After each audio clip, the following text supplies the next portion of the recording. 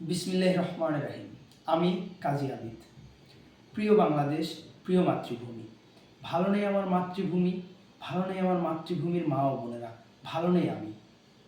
আজকে আমি কোনো গল্প কিংবা উপন্যাস কিংবা কোনো রাজনৈতিক আলাপ নিয়ে আসিনি। আজকে আমি এসেছি আমার মা বোনের বিচারের অধিকার নিয়ে, সম্প্রতি সময় ঘটে যাওয়া ঘটনাটি নিয়ে।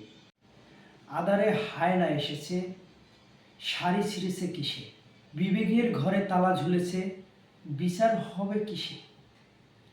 আজ আমরা নিস্তব্ধ নিস্তব্ধ বাংলাদেশ।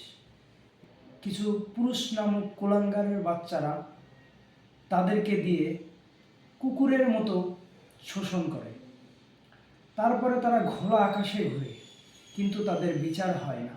হবে কি বাংলার মাটিতে ধর্ষণের বিচার? আমি চাই এই গত 2 দিনে ঘটে যাওয়া ধর্ষণের প্রত্যেকটি ঘটনার বিচার হোক। শুধু বিচার না, আমি বিচার বললে ভুল হবে, তাদেরকে শাস্তি দেওয়া হোক।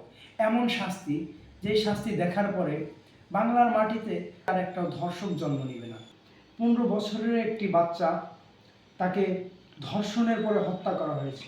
তার দাদিকে মেরে উঠানে রেখে তাকে নিয়ে গিয়ে হত্যা করে একটি মাঠে ফেলে দেওয়া হয়েছে। একটি বাবার কাছ থেকে একটি মেয়েকে ছিনিয়ে নিয়ে হত্যা করা হয়েছে, তাও ধর্ষণ করে। প্রথমে তাকে ধর্ষণ করা হয়, পরবর্তীতে তাকে হত্যা করা হয়। আমার নির্মম বাংলাদেশ, বাংলাদেশের মানুষ আজ কেন চুপ? কেনই বা এর প্রতিবাদে আমরা যাচ্ছি না?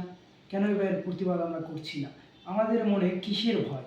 কিসের ভয়ে আজকে আমরা এই প্রতিবাদে আসছি না?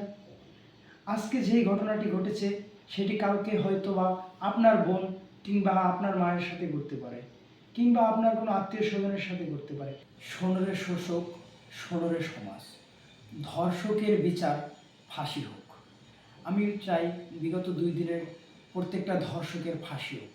আপনারাও কি চান? তাহলে কমেন্ট করে জানান।